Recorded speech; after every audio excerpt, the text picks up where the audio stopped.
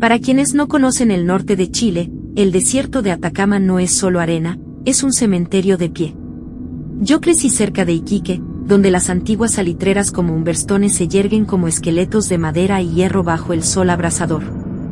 Mi abuelo siempre decía que el desierto tiene memoria, y que el hambre que pasaron los obreros hace un siglo todavía camina por los pabellones vacíos cuando el viento empieza a silbar.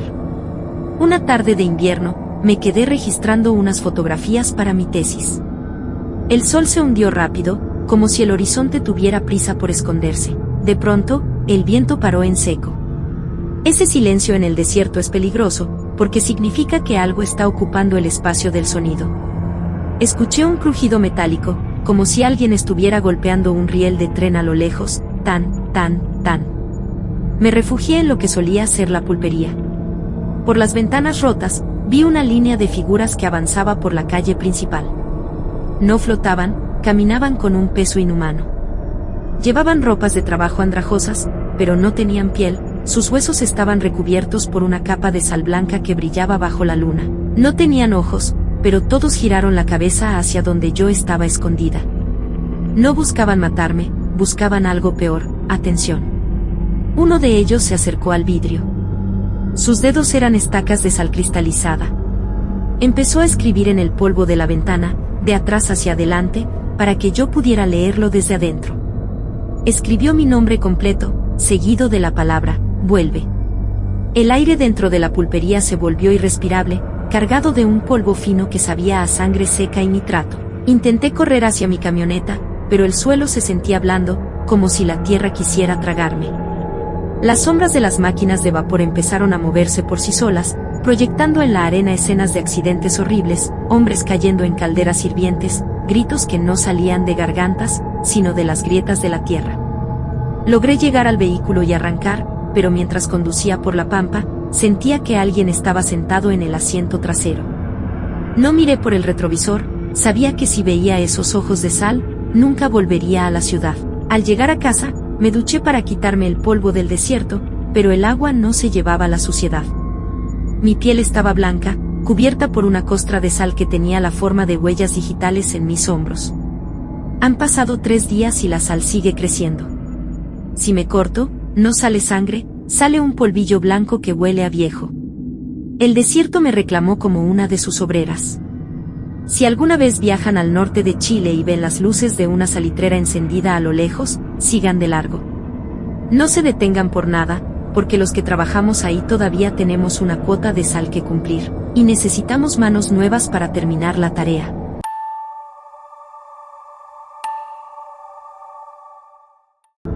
Se dice que en el Aokigahara, el bosque a los pies del monte Fuji, las brújulas se vuelven locas por los yacimientos de hierro magnético en el suelo volcánico. Pero los que hemos caminado bajo su sombra sabemos que no es el hierro lo que te confunde, es el silencio. No hay pájaros, no hay brisa. El suelo es una red de raíces retorcidas que parecen dedos intentando sujetarte los tobillos. Fui allí como parte de un equipo de voluntarios para retirar las cintas de colores que dejan aquellos que entran dudando si quieren salir. Mi trabajo era seguir las cintas amarillas y rojas, recolectando los restos de las vidas que se quedaron atrás. Zapatos viejos, cartas sin enviar y botellas de agua vacías. Pero esa tarde, encontré una cinta de un color que no debería existir. Un violeta eléctrico que parecía brillar con luz propia en la penumbra del bosque. Seguí la cinta violeta. A medida que avanzaba, los árboles se cerraban tanto que el mediodía parecía medianoche. Noté que la cinta no estaba atada a los troncos. Estaba fusionada con la corteza, como si el árbol la hubiera segregado. Pronto, las cintas empezaron a multiplicarse, colgando de las ramas como lenguas largas y delgadas. Encontré una cámara de vídeo antigua tirada en el musgo. Al encenderla, la pantalla mostraba lo que yo estaba viendo en ese mismo instante. Me vi a mí misma de espaldas, caminando por el sendero. Giré la cabeza aterrada, pero no había nadie detrás de mí. En el vídeo, sin embargo, una figura alta y sin rostro, vestida con un kimono blanco andrajoso, caminaba a centímetros de mi nuca, sujetando el otro extremo de la cinta violeta que yo tenía en la mano. El bosque empezó a susurrar. No eran voces humanas, era el sonido de miles de cintas rozándose entre sí, repitiendo los últimos pensamientos de quienes se rindieron allí. Perdón, Ya no puedo más. No me busquen. De repente, la cinta violeta se tensó. Sentí un tirón violento en mi muñeca y caí sobre las raíces. Al mirar hacia arriba, vi que los árboles se estaban moviendo. No se mecían, se estaban desplazando, reconfigurando el bosque para borrar el camino por el que vine. Las cintas empezaron a bajar de las ramas, envolviéndome como capullos de seda. Eran frías como el hielo y sabían a hierro. Vi los restos de otros voluntarios que se habían perdido antes. Sus cuerpos ya no eran de carne, eran estructuras hechas enteramente de cintas entrelazadas, sosteniendo cámaras que grababan el vacío para siempre. Logré cortar la cinta con mi navaja, pero el bosque no te deja ir sin cobrar un precio. Corrí siguiendo el sol, ignorando los gritos de las cintas que me llamaban por mi nombre secreto, ese que solo mi madre conocía. Salí del bosque cuando ya era noche cerrada, pero al llegar a mi auto, me di cuenta de la verdad. Mi brazo derecho, el que sostuvo la cinta violeta, ya no tiene venas. Si miras de cerca, bajo mi piel se ven miles de hilitos de seda de colores que se retuercen buscando una rama donde atarse. El Aokigahara no es un bosque, es una red, y yo ahora soy parte de su tejido. Si alguna vez ves una cinta violeta entre los árboles, no la sigas. Alguien al otro lado está esperando para tirar de ella.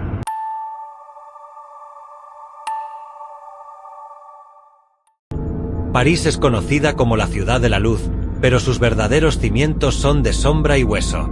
A 20 metros bajo el asfalto, descansan los restos de 6 millones de personas en una red de túneles de más de 300 kilómetros. Soy lo que llaman un catáfilo, uno de esos exploradores urbanos que entran por alcantarillas prohibidas para recorrer los sectores que los turistas jamás verán. La entrada oficial tiene un cartel que reza: «Detente, este es el imperio de la muerte». Pero en las zonas prohibidas no hay carteles, solo hay silencio y el goteo constante del agua filtrándose por la piedra caliza. Aquella noche, mi grupo y yo encontramos una grieta nueva en el sector sur. El aire allí abajo no era viciado, era frío, como si soplara un viento desde el centro mismo de la tierra. Llegamos a una cámara que no figuraba en ninguno de mis mapas. No había hileras ordenadas de fémures y calaveras como en el recorrido turístico. Aquí, los huesos estaban incrustados en las paredes formando patrones imposibles, espirales de costillas y altares de mandíbulas. Pero lo que me detuvo fue el sonido. No era un eco, era el sonido de miles de dientes castañeando al mismo tiempo. Al acercar mi linterna a la pared, las cuencas de los cráneos parecieron moverse. No era una ilusión óptica. Los huesos se estaban reacomodando. Vi cómo un cráneo se desprendía de la pared y caía al suelo de piedra, pero antes de tocar el piso, se detuvo en el aire. No estaba flotando, estaba siendo sostenido por una mano transparente, hecha de la misma humedad que cubría las paredes. Entonces, todas nuestras linternas empezaron a fallar, perdiendo potencia hasta quedar reducidas a un hilo de luz mortecina. Mis amigos desaparecieron. No es que se fueran corriendo. Simplemente, al girar la luz, el pasillo donde estaban ya no existía. La piedra se había cerrado tras de ellos. Me quedé solo en una cámara que se hacía cada vez más pequeña. Las paredes de huesos empezaron a sudar un líquido oscuro que olía a tierra antigua y a rancio. Escuché pasos detrás de mí. Pasos pesados, de alguien que arrastra los pies. Me giré y vi a un hombre vestido con ropa del siglo XVIII, pero su piel era de la misma textura que la piedra caliza del túnel. Me extendió un hueso, un húmero humano, y me dijo en un francés arcaico: «Falta uno para terminar el arco». Comprendí que las catacumbas no son un cementerio estático, es un organismo vivo que necesita mantenimiento constante, y que cada cierto tiempo, elige a sus propios arquitectos entre los que se atreven a bajar. No sé cómo salí. Recuerdo correr por túneles que se estrechaban hasta quemarme la piel contra la piedra, escuchando los gritos de mis amigos integrándose en el coro de castañeos. Aparecí en un sótano de una panadería en el distrito 14, cubierto de polvo blanco y sangre. Hoy, cuando camino por las calles de París, siento que el suelo es hueco. A veces, en el silencio de mi departamento, escucho un golpe seco bajo mis pies, un toc, toc, toc, como si alguien estuviera midiendo el grosor de mi suelo. Y lo peor es que me falta sensibilidad en la pierna izquierda. Cuando la toco, ya no siento carne. Siento algo duro, poroso y frío, como el mármol. El imperio de la muerte está reclamando su material de construcción.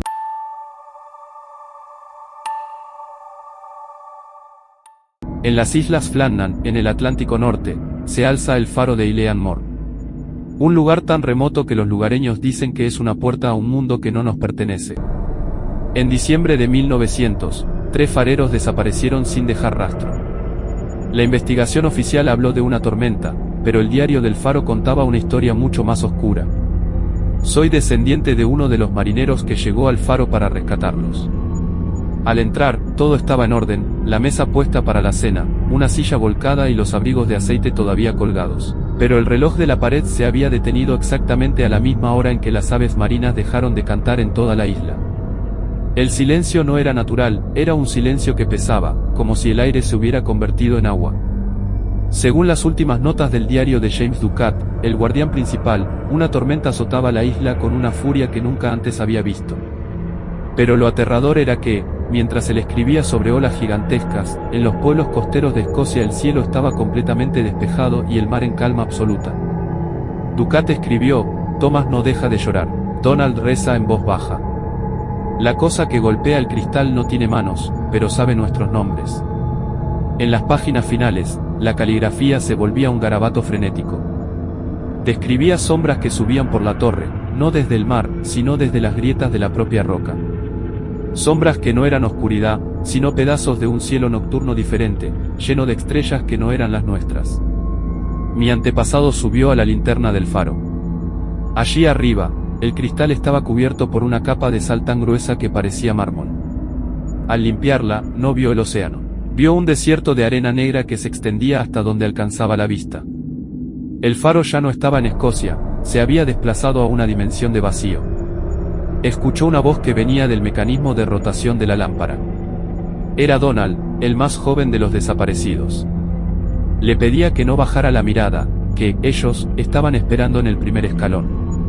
Mi abuelo bajó corriendo, ciego de terror, y cuando llegó a la base, el mar había vuelto. Pero el faro nunca volvió a ser el mismo. Los fareros que enviaron después decían que, por la noche, se podían escuchar 3 pares de botas subiendo las escaleras, pero siempre se detenían antes de llegar a la cima, como si estuvieran esperando a un cuarto integrante. Hoy en día el faro es automático, ya no necesita humanos. Pero si pasas cerca en un barco durante una noche de niebla, verás que la luz no es blanca, sino de un tono violeta enfermizo. Y si prestas atención a la radio de banda marina, escucharás una señal de auxilio que se repite cada 100 años. No es una petición de rescate. Es una advertencia. El mar no se tragó a esos hombres, la isla se los bebió. Y a veces, cuando miro el horizonte desde la costa, siento que el suelo bajo mis pies se vuelve inestable, como si la tierra fuera solo una balsa sobre un océano de nada que está empezando a hundirse.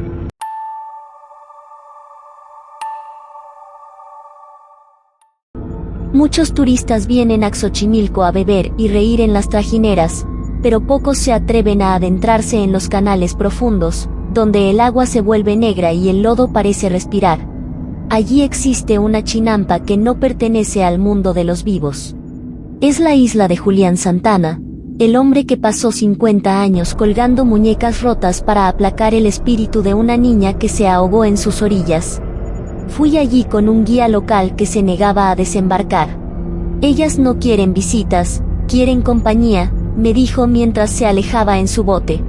Al poner un pie en la tierra húmeda, sentí que miles de ojos de plástico me seguían. No eran cientos de muñecas. Eran miles, colgando de los árboles de ahuejote, cubiertas de telarañas, moho y nidos de avispas. Algunas no tenían ojos, otras no tenían brazos, pero todas parecían estar vibrando en una frecuencia que me hacía doler los dientes. Me acerqué a la choza de don Julián. En la puerta colgaba la muñeca favorita del antiguo dueño, la Agustina. Dicen que si le pides un deseo, te lo concede, pero el precio es tu cordura.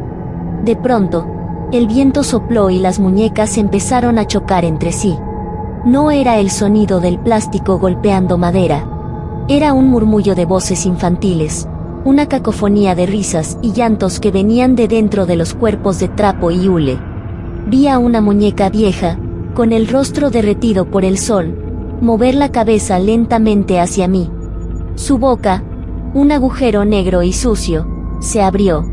¿Me trajiste un ojo?, susurró. Miré mis propias manos y, Con horror, vi que mis uñas se estaban volviendo de porcelana blanca. Mi piel se sentía rígida, como si una capa de barniz me estuviera sellando los poros. El espíritu de la niña no quería muñecas para jugar.